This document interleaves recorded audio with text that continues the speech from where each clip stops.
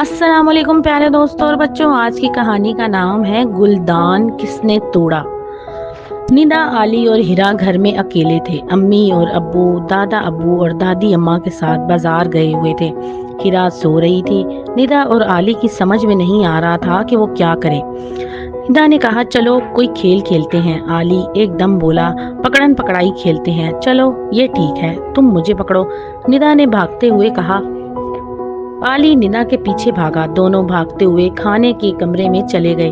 ندا میز کے گرد چکر لگاتے ہوئے بولی، علی تم مجھے نہیں پکڑ سکتے۔ پھر ندا وہاں سے بھاگتی ہوئی بیٹھک میں جا گھسی۔ علی بھی پیچھے بھاگا۔ ندا میز کے پاس سے گزری تو اس کے ہاتھ شیشے کے گلدان پر لگا۔ گلدان نیچے گر کر چکنا چور ہو گیا۔ ندا سہم کر رہ گئی۔ اب میں کیا کروں؟ آج تو بہت ڈانٹ پڑے گی، ہو سکتا ہے سزا بھی ملے، علی بولا۔ ندا نے علی کی منت کرتے ہوئے کہا، دیکھو علی، تم میرا رنگوں والا ڈبہ لے لو، لیکن یہ نہ بتانا کہ گلدان میں نے توڑا۔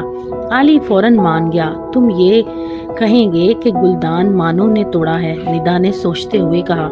امی گھر آئیں اور ٹوٹا ہوا گلدان دیکھ کر بہت ناراض ہوئی۔ یہ گلدان کیسے ٹوٹا؟ انہوں نے بچوں سے پوچھا۔ ندا بولی، پتہ نہیں مانو یہاں گھسی ہوئی تھی، کسی نے توڑا ہوگا۔ امی نے کہا، ایک تو میں اس بلی سے بہت تنگ ہوں، جب دیکھو کوئی نہ کوئی نقصان کرتی رہتی ہے، اب میں اسے گھر میں نہیں رکھوں گی۔ انہوں نے دروازہ کھول کر مانو کو باہر نکال دیا۔ شام کا اندھیرا ہونے لگا تو مانو نے میاؤں میاؤں کر کے اندر آنے کی کوشش کی، مگر ہر بار امی نے اسے ڈانٹ کر بھگا دیا۔ رات کو سب سو رہے تھے لیکن ندا کو نیند نہیں آ رہی تھی۔ اسے رہ رہ کر مانو کا خیال آ رہا تھا۔ اس نے کھڑکی سے باہر دیکھا تو مانو دروازے کے پاس بیٹھی اداس تھی۔ بیچاری مانو کا کیا قصور؟ مجھے امی کو سچ بتا دینا چاہیے۔